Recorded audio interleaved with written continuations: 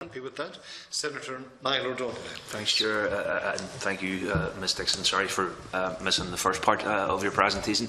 All I really wanted to do was to try and reiterate and re-ask the question that I put to Mr Carroll this morning, and hopefully maybe expand on it slightly, while appreciating that it is a hypothetical, and nobody likes dealing in hypotheticals, but we are where we are in that regard, and it is the impact of Brexit, given our own kind of unique circumstances that may come to be in the future. So in the first instance it is, I mean, the British government are committing to obviously the GDPR and retaining the existing EU legislation or directives or regulation, whatever you want to call it. And it's just, is there any exploratory work around if they were to diverge from that at a later stage, if they were to amend or distort that down the line, how that would impact, I suppose, in the first instance around the retention and sharing of data of EU citizens within a jurisdiction that is no longer within the EU. Obviously, there are a large number of people in the north who are EU citizens and will remain so, regardless of the outworking of Brexit. And then there's also this issue which came to me as we sat in the meeting, because people are obviously following it on social media, and I've got a few tweets.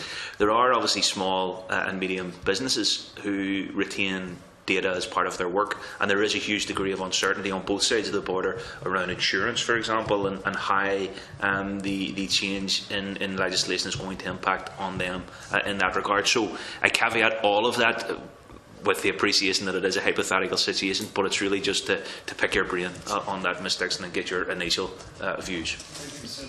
Thank you, Senator. Yeah, I think the question is very clear. As you're aware, current data protection law and future law under the GDPR starts out with the prohibition on the transfer of personal data of EU persons outside of the EU. So the obvious consequence of Brexit when it happens is that the UK becomes a third country for that purpose of transfer of data, which is what I think you're referencing.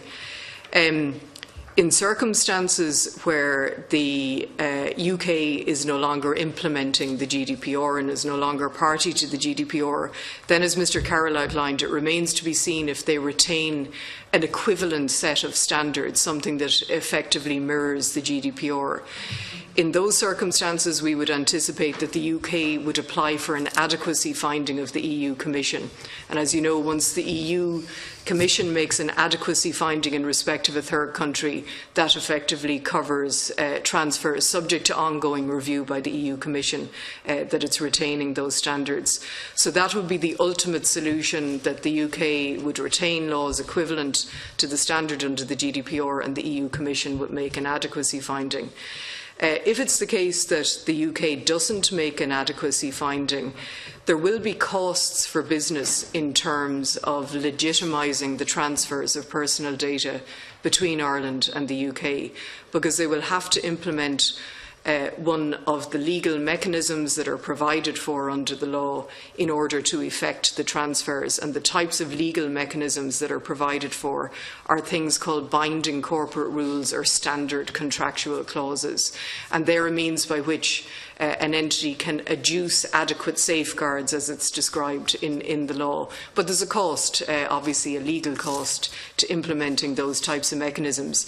So I think it is the case that transfers will be capable of being effected post-Brexit, but it remains to be seen as to whether that will have to be achieved with a cost to business in terms of how it will implement those transfers. Okay. All right, Senator Graham.